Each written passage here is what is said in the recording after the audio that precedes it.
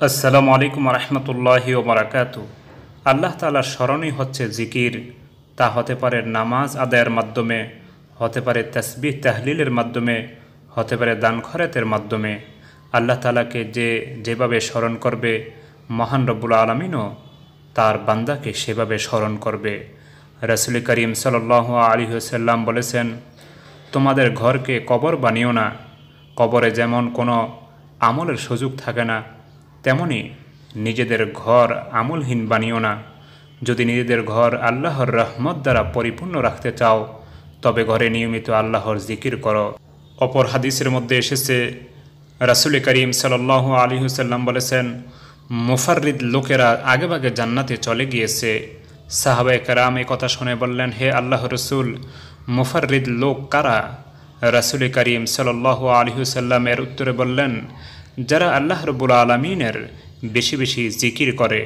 সুপ্রিয় দর্শক, আসুন আমরা সর্বাবস্থায় মহান রব্বুল আলামিনের বেশি বেশি জিকির করি। এক হাদিসের মধ্যে এসেছে, রাসূল করিম সাল্লাল্লাহু আলাইহি ওয়াসাল্লাম বলেন, জিকির করতে করতে যে ব্যক্তি নিজের জিহ্বা সতেজ রাখবে, সে হাসতে হাসতে জান্নাতে যাবে। সুপ্রিয় দর্শক, যে কোনো জিকির করতে পারেন বেশি বেশি করে। তবে একটি জিকিরের সম্পর্কে আজকে আমি বলবো, যে জিকির সম্পর্কে রাসূল করিম সাল্লাল্লাহু আলাইহি ওয়াসাল্লাম বিশাল ফজিলতের কথা বলেছেন। হাদিসটি বর্ণিত রাসূল করিম সাল্লাল্লাহু আলাইহি ওয়াসাল্লামের রাখাল আবু সালমা রাদিয়াল্লাহু আনহা থেকে। তিনি বলেন, আমি রাসূল করিম সাল্লাল্লাহু আলাইহি ওয়াসাল্লামকে বলতে শুনেছি, বাহ বাহ, 5টি জিনিস মিজানের পাল্লাকে কতই না ভারী করে দিবে। এবং তিনি কথা বলে হাত দ্বারা পাশের দিকে ইঙ্গিত করলেন। তারপর বললেন, সুবহানাল্লাহি ওয়ালহামদুলিল্লাহি ওয়ালা ইলাহা ইল্লাল্লাহু আল্লাহু আকবার। একজন সৎ সন্তান যখন কোনো ব্যক্তির মারা যাবে, আর সে ব্যক্তি এর দ্বারা আল্লাহ রাব্বুল আলামিনের নিকটে সওয়াবের এবং নেকের আশা করবে।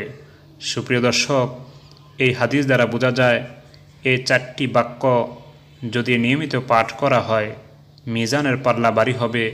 সাথে সাথে কারো যদি কোনো সৎ সন্তান মারা যায় আর এর দ্বারা নেকের আশা করে, তাহলে তার মিজানের পাল্লা ভারী হবে। তাই সুপ্রিয় দর্শক, আসুন আমরা বেশি বেশি করে এই জিকিরটি করি। সুবহানাল্লাহি ওয়ালহামদুলিল্লাহি ওয়ালা ইলাহা ইল্লাল্লাহু আল্লাহু আকবার।